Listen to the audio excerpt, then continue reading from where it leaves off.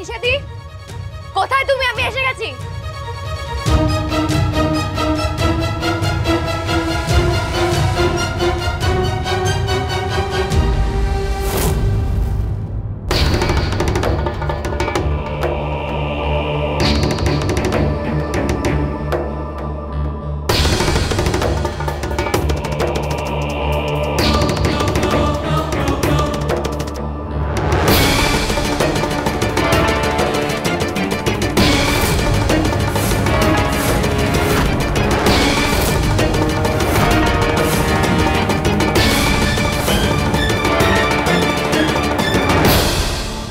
বাহ, এত কিছু করেও বরাবরের মতো আমে দুধে মিশে গেল, আর আঁটি হয়ে কে রয়ে গেল? আনিশা, তাই তো?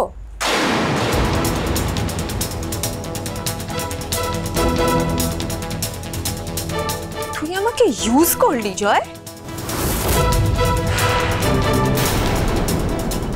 আমি তোকে ইউজ করেছি না তুই আমাকে? অনিশা, তুই তুই খারাপ, তুই স্বার্থপর।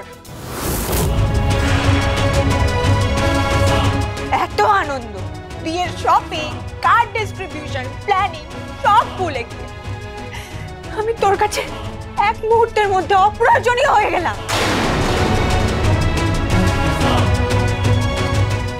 আসলে কি বলতো, তোর কাছে আমার ভ্যালু কোনোদিনও ছিলই না।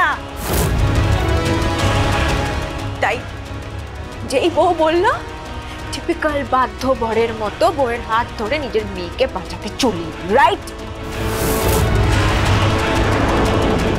রানীকে পেয়ে জঞ্জালের মতো আমাকে চুড়ে ফেলে দিতে তোর এক মুহূর্ত সময় লাগলো না? আমি তোর জন্য এত কিছু করলাম, তোকে এত ভালোবাসলাম, আর কি হলো? আমি কিচ্ছু পেলাম না, আমার হাত একেবারে খালি থেকে গেল। খালি।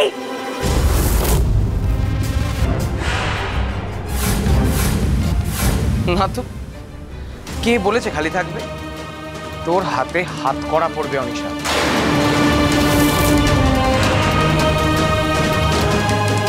তোকে জেলে যেতে হবে।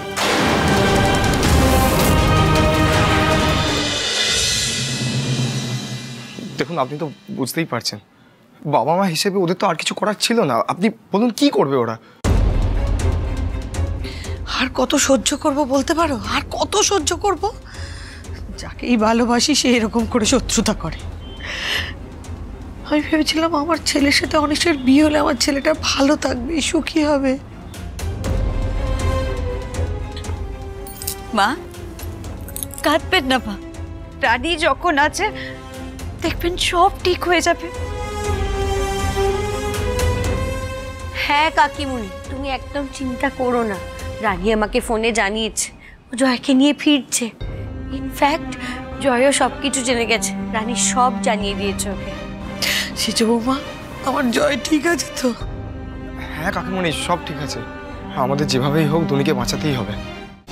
তোমাদের রানী সোম থেকে রবি প্রতিদিন সন্ধ্যে ৬টায় স্টার জলসায় ও ডিজনি প্লাস হটস্টারে।